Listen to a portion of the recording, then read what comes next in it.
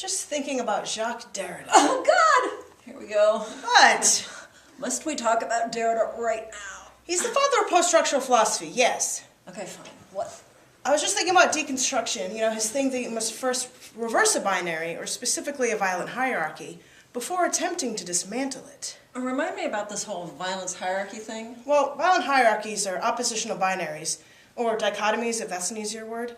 And the hierarchy comes in because the first element of the binary is seen as the original, the superior, the authentic, so then the other half is seen as inferior, inauthentic, secondary.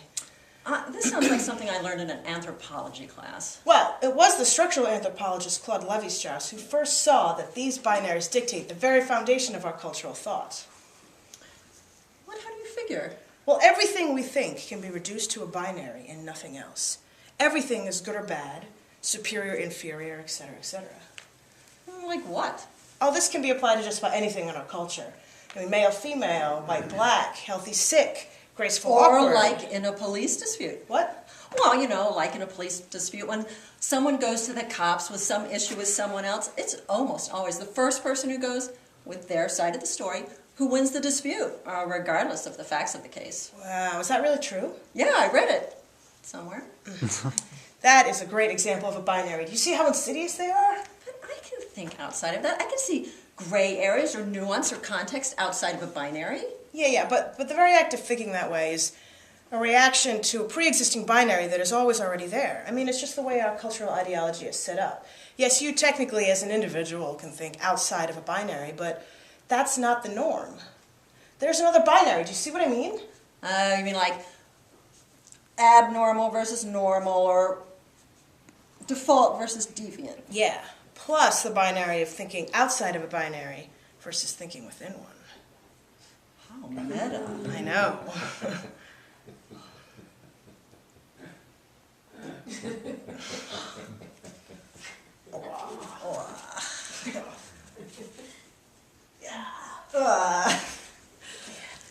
Anyway, deconstruction. Right, deconstruction. So, through deconstruction, Derrida gives us a way to obliterate the binary and the hierarchy. He says you first must flip the binary so the inferior becomes superior and vice versa. Only then can we move away from it. But if we don't first expose it through deconstruction, through the reversal, we run the risk of leaving the original binary unquestioned. You mean we can say, this binary is bullshit, but unless we reveal it to be a truly ludicrous and arbitrary lie, see it from an entirely different angle, there might still be some part of us who thinks, well, it's true. Exactly. Enculturation is a powerful force, and only the most rigorous dismantling can get us out of our default reactive states. Like how some people, really dedicated anti-establishment types, will sometimes slip up and say and do totally establishment things. Exactly. They may be really socially conscious and progressive and critical, but the slip-ups or inconsistencies or even hypocrisies are there because they're still underneath. They're still essentially unquestioned. Like black spot shoes. What? Well, black spot shoes. Adbusters is selling this line of shoes specifically as an alternative to Nike. In fact, their first shoes were called the Unswoosher. Well, upon first glance, that is a good binary to flip. Nike versus non-Nike? Well, in their words, mega corporation versus independent business. And that is a good binary to flip, but they don't have to end there. They say they're trying to change the way the world does business, but they're still doing business, not to mention how expensive the shoes are. They're not even addressing that binary, let alone doing something constructive about it. What binary? Business versus... consumerism versus... capitalism versus... how economy versus... what's the other end of the binary? You tell me. It's so inferior, it's unnameable. Whoa.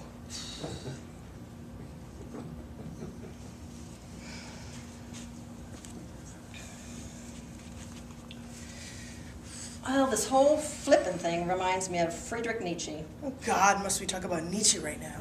The controversial philosopher whose ideas were totally unfairly co-opted by the Nazis, yes. And beyond good and evil, he says, you can flip good and evil, but evil just becomes good and good just becomes evil, and it's really all about power. Like Michel Foucault. Oh no, not him. The structuralist, sociologist, historian, and philosopher who was so clearly influenced by your beloved Nietzsche, yes. Foucault says there's no place where power has not already been, because it acts upon actions rather than being one immutable entity. What? Power is relational. It's everywhere. It comes from everywhere. There's no such thing as being outside of power.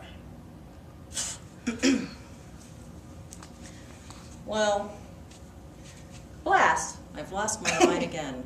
So can you give me my line, or do you guys know it? It's the defeatist attitude line. Oh yeah, it's the defeatist attitude line. Same one she dropped last night. That's a very defeatist attitude to take.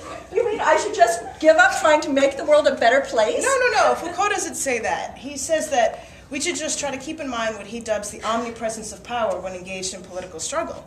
In fact, he says there always is a resistance to power. It's just never outside of power. Well, how do you fight power from within power? Isn't that a little hypocritical? Like all those people who supposedly fight the system from within the system and just turn into reform junkies. I'm not even touching that one. Foucault's idea for that is reverse discourse. He says that rather than try to critique an issue from some hypothetical place outside of it, we should just use the power structures that are already there. Like drag. What? Well, like drag queens or drag kings. Exaggerated expressions of gender as a way to question the idea of gender as biologically ingrained, and why certain gestures, clothing, behavior belongs to one gender or another. It's like all the world's a stage, and where do we find out how to act our part? I mean, I gotta say, if I took my lines from my mom, I'd be flipping my hair and batting my eyelashes all the time.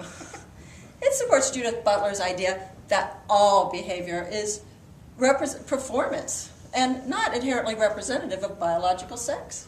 Judith Butler? A philosopher of your beloved post-structuralism and an early proponent of queer theory. Is there a problem? No, I like it. I bet Foucault loved drag. Oh, in more ways than one.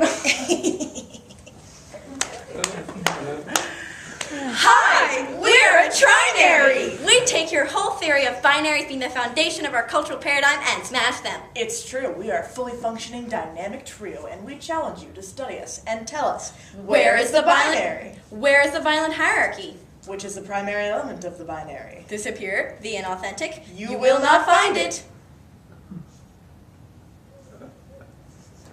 Actually, I've always kind of felt left out.